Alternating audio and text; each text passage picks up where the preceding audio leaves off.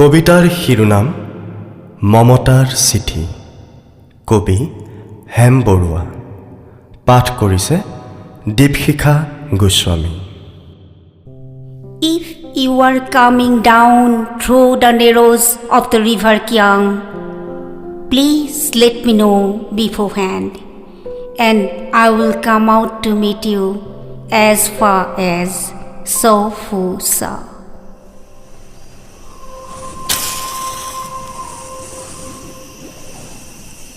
মৰমৰ এয়া মম এডাল জ্বলাই লৈছোঁ। আজি বহুত দিনৰ মূৰত তোমালৈ চিঠি লিখোঁ বুলি।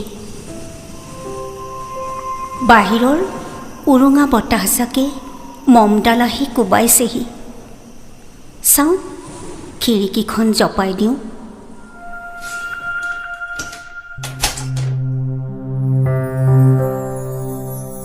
সাত বছৰৰ আগৰ কথাবোৰ তোমাৰ বাৰু মনত আছেনে?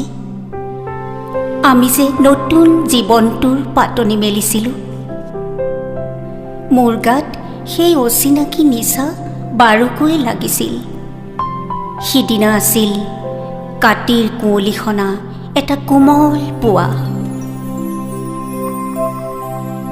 পদূলিত তলসৰা শেৱালিবোৰ উপচি আছিল। আৰু সন্ধিয়া মই তোমালোকৰ ঘৰলৈ নকৈ আহিবৰ দিনা আকাশৰ মেঘৰ মোহনাত হালধীয়া জোনটো নাওখন হৈ আমাক যে ৰিঙিয়াই মাতিছিল তৰাৰ দেশলৈ। মই লোৱা কঁকালৰ ৰঙা ৰিহাখনলৈ তুমি বাৰু তেনেকৈ কিয় একেথৰে চাইছিলা?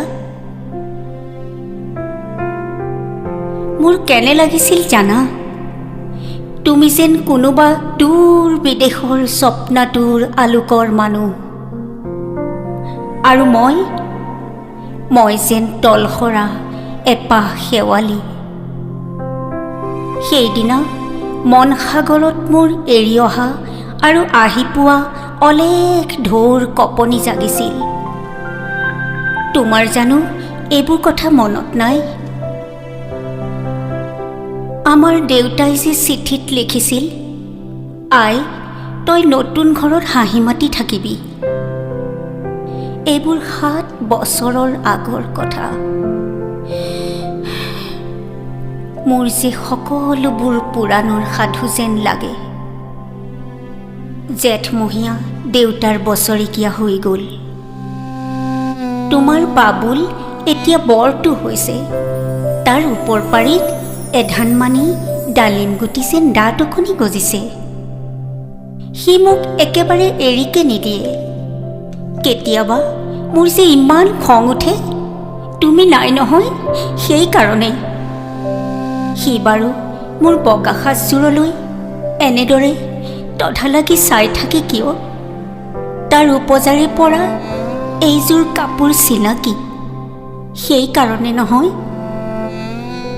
বাবুল এতিয়া বৰটো হৈছে বুজিছা, আৰু ডাঙৰ হ'লে স্কুলত তাক নাম লগাই দিম। স্কুলত থকা সি সময়খিনি মোৰ যে বুকুখন তেনেই উদং হৈ থাকিব ভাই।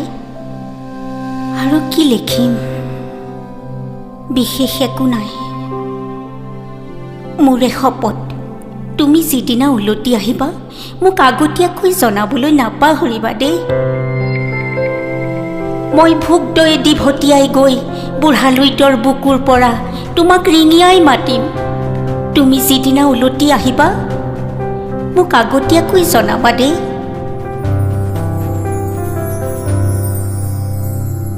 মৰম ল'বা। ইতি তোমাৰ মমতা।